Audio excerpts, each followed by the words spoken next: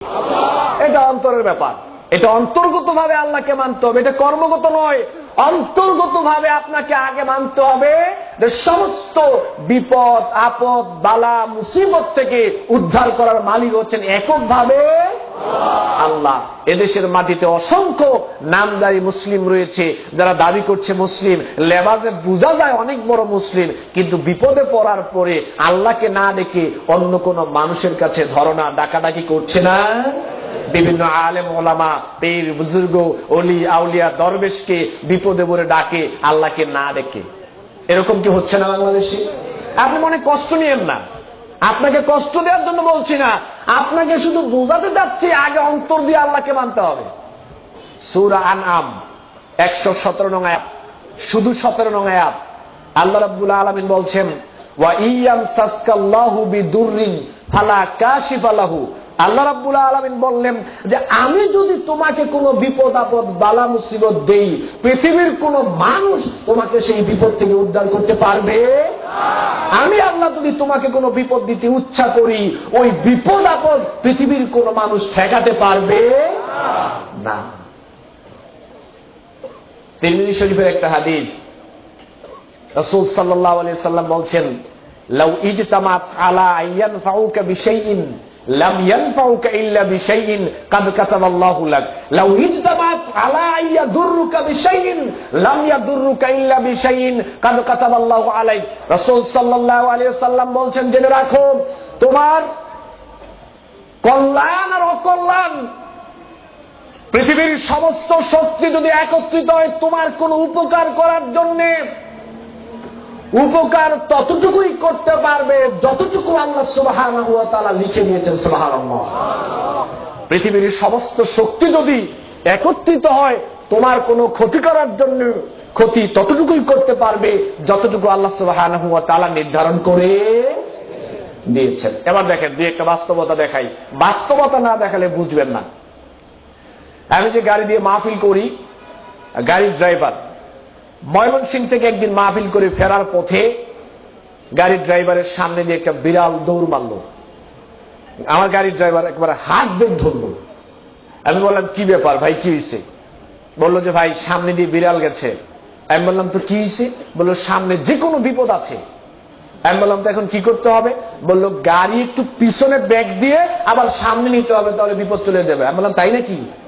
বললো যে হ ভাই, বাপ দাদা থেকে তো তাই শুনে আসছি, শত শত বছর ধরে শুনে আসছি এরকমই। আমি বললাম গাড়ি পিছনে যাবে না, গাড়ি আজকে সামনে যাবে। হে বললো না ভাই এটা কি বলেন, সামনে যে কোনো বিপদ হতে পারে। বাপ দাদারা বলেছে ভুল বলেছে নাকি, গাড়ি একটু পিছনে ব্যাক দেবো। আমি বললাম যে গাড়ি পিছনে যাবে না, গাড়ি সামনেই যাবে, আমি দেখতে চাই কি বিপদ হয়। আল্লাহর বান্দাকে আমি বুঝাইতেই পারলাম না। অবশেষে পরে আমি বললাম যে ভাই দেখেন, আজকের রাত্রে আমার আপনার ভাগ্যে কি কি বিপদ আপদ লেখা আছে এটা পৃথিবীর সৃষ্টির 50,000 বছর পূর্বে আল্লাহ রাব্বুল আলামিন এটা লিখে দিয়েছেন। এখন গাড়ি পিছনে ব্যাগ দিলেও বিপদ হবে, না দিলেও।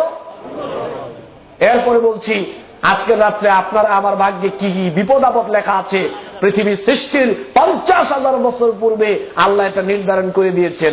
বিড়াল সামনে দিয়ে গেলেও বিপদ হবে, না গেলেও।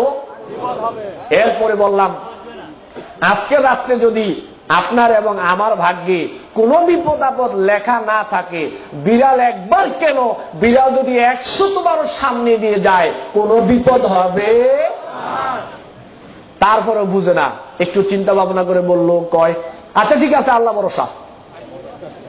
আমি ভাবলাম যে কিছু নইলো তো বুঝছে। আমাকে ফোন করে আমার এক দিনী ভাই বললো যে ভাই আজকে শনিবার, ওয়াইফকে নিয়ে একটু রাস্তায়, ওয়াইফকে নিয়ে একটু বেড়াতে যাব, ওয়াইফ রাজি হচ্ছে না। আমি বললাম কি বলে? ওয়াইফ বলল শনিবারে ঘর থেকে বের হওয়া নাকি বিপদ আপদ, এটা নাকি বিপদ আপদের দিন, এজন্য ওয়াইফ ঘর থেকে বেরোতে চাচ্ছে না।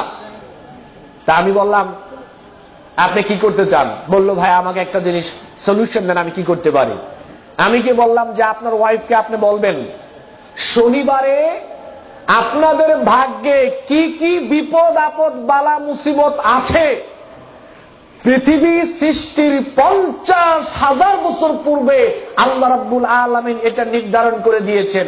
এখন শনিবারে ঘর থেকে বের হলো বিপদ হবে, 14টা কম্বল গায়ে দিয়ে শুয়ে থাকলে বিপদ হবে। এর নাম ঈমান, এর নাম আল্লাহকে অন্তর দিয়ে মানা। পূর্ণাঙ্গ ইসলাম আপনাকে আমি বুঝাতে পারবো না, তবে কিছু একটা দৃষ্টিভঙ্গি আপনাকে দিচ্ছি। অন্তর দিয়ে আল্লাহকে কি মানতে হবে। আমি বললাম আপনার ওয়াইফকে আপনি গিয়ে বলবেন, শনিবারে যদি আমাদের ভাগ্যে কোনো বিপদ আপদ লেখা না থাকে, সারা বাংলাদেশ ঘুরলেও কোনো বিপদ আপদ হবে না।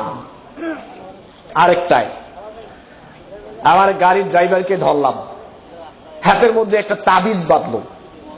আমি বললাম, এটা বাঁধলেন কেন? বললো যে ভাই, রাতের বেলা চলাফেরা করি, সাপে টাপে কাটতে পারে, অনেক বিপদ আপদ হয়, এটা সাথে থাকলে বিপদ আপদ হবে না। সে আমাকে বলল। তা আমি বললাম, সত্যি কি এটা সাথে থাকলে বিপদ আপদ হবে না? বললো যে না, মুরব্বীরা তো তাই বলে। তখন আমি বললাম, তো সারা বাংলাদেশের মানুষ যদি এটা দিয়ে ঘুরি, তো কোনো বিপদ আপদই হবে না। আমি বললাম যে ভাই, একটা কেন, 14টা তাগা এবং তাবিজ নিয়ে যদি হাতের মধ্যে আপনি দিয়ে ঘুরেন যে আপনাকে সাপে কাটবে না, বিপদ আপদ হবে না, আর আল্লাহ যদি লিখে রাখে আপনার ভাগ্যে বিপদ আপদ, 100 তাবিজ হাতে বেঁধে ঘুরলেও কোনো লাভ হবে না। এর নাম ঈমান, এর নাম আল্লাহকে অন্তর দিয়ে মানা।